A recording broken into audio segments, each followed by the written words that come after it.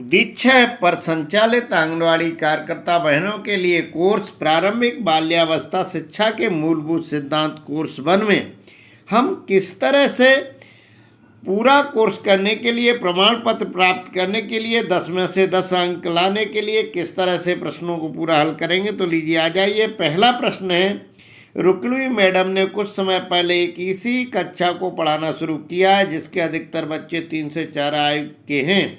निम्न में कौन सी गतिविधि कक्षा में करवाने के लिए सही नहीं है। तो देखिए ऑप्शन तो 4 दिए, लेकिन जो सही है इसमें घटती कौशल है तो आसान जोड़ घटाव की वर्कशीट देना।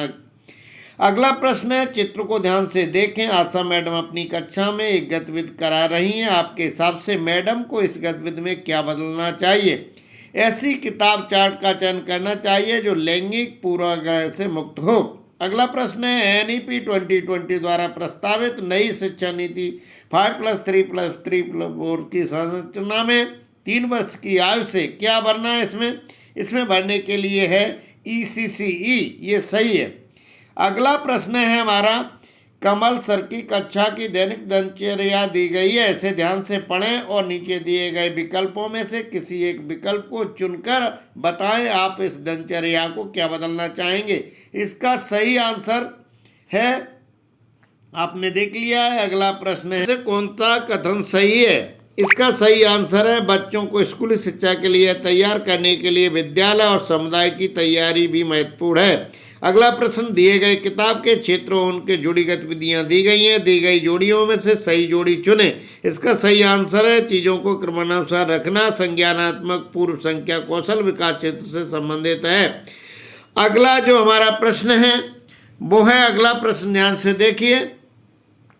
अगला प्रश्न है, प्रारंभिक बाल्यावस्था शिक्षा में बच्चों के विकास के सभी क्षेत्रों पर ध्यान देना क्यों आवश्यक है। इसका सही क्रम है, हमारे जो भी ऑप्शन दिए गए हैं सभी ऑप्शन इसके सही हैं, इसलिए इसका सही क्रम होगा उपरोक्त सभी, यही सही जवाब होगा। अगला प्रश्न है हमारा, आशा मैडम की कक्षा में बच्चों के एक दूसरे के साथ रस्सी कूदने का खेल खेलना बहुत पसंद है। उन्हें जब भी अवसर मिलता है वह रस्सियाँ उठाते हैं और टीम बना के खेलना शुरू कर देते हैं। आपके हिसाब से उनकी कक्षा में बच्चों को कौन से विकास क्षेत्र से विकसित होंगे। तो इसका जो सही आंसर है वो आपने देखा।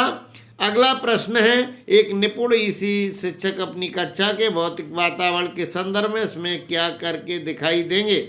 इसका सही आंसर है हमारा दूसरा ऑप्शन, एक प्रिंट समृद्ध और आकर्षक कक्षा का निर्माण करेंगे जिससे सभी संसाधन बच्चों के लिए आसानी से उपलब्ध हो सकेंगे। अगला प्रश्न है, इनमें से समय सारणी को लेकर कौन सा कथन गलत है। तो जो हमारे 3 ऑप्शन क्रम से दिए गए हैं वो हमारे ऑप्शन बिल्कुल सही है। जो गलत वाला है यानी जो सही राइट आंसर होगा वो हमारा है, खेलने के समय कम से कम विषयों पर ज़्यादा ध्यान देने को अच्छा तरीका है। यही हमारे प्रश्न